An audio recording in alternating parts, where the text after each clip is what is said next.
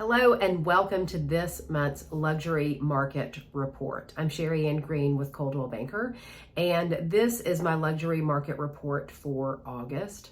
I am going to be bringing these reports to you monthly, and I hope that you enjoy them. They are chock full of information. A lot of you ask me what's happening in the market, and I think this is the best way to give you a handful of data for North America, and then we're going to zero in on the DC market, and it's going to cover the last 13 months. So it'll give you a really good snapshot of what's really been happening over the last year, which will help inform what we're going to do if you're going to be buying or selling in the luxury real estate space in the next few months. So in this report, we're really going to take a step back to see what has happened over the last few years and how that is shaping how we should think about what we do right now. There's a new reality for buyers and sellers, and so I want to make sure that we talk about that, and this report helps me back that up with the data to help it sort of make sense. So in the report, I evaluate the differences between 2019 and 2023 and how the changes during the pandemic, specifically with respect to inventory levels,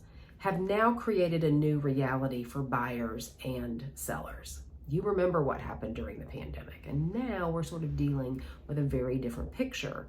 But that reality that was created and got stuck in everybody's mind, it's hard to get it out, but maybe seeing the data will start to help make what's happening make sense to you. Typically in a slowing market, you would expect to see inventory levels fall significantly, prices decline, and also sales to fall. However, in 2023, it's not necessarily what's always happening. So it's a very contradicting market, if you will.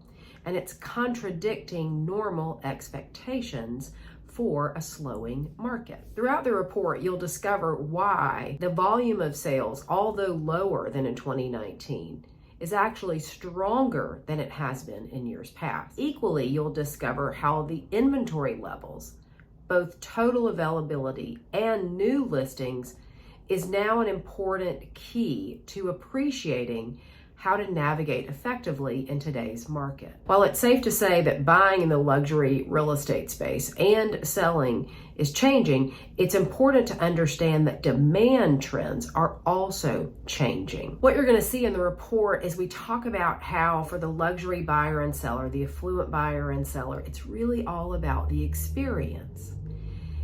With this era that we have of mass consumption, where both the middle class and the affluent can buy the same luxury brands, what we're seeing is the affluent buyer is foregoing those brand names, foregoing those labels, those fancy things, let's call it.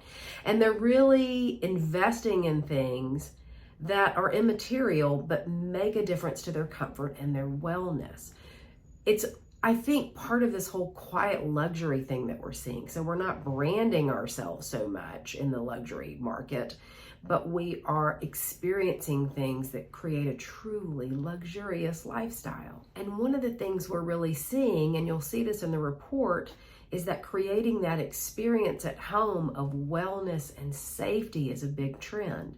And if you watch my YouTube channel, you'll know that in my luxury market series, I talk about this. I talk about new and interesting ways that the affluent buyer is adding wellness and safety and security into the home. And that is what we're seeing sort of nationwide and across the board with the affluent buyer. And it's important to understand that anytime we're buying and selling, we really should do sort of this analytical approach, right? There's a lot of market rhetoric that we all hear, and it's important to sort of put that aside, look at the data, and see how that really is affecting what we should do to make the best decisions for your purchase or for your sale. Now, if you zero in on the DC market, we see things a little bit more clear, right? So if we look at the single family home sales in the District of Columbia, you'll see that inventory is lower this year than it was last year at this point, and it's down 16%. The number of buyers who purchased is also down, and the sales price is down about 11%.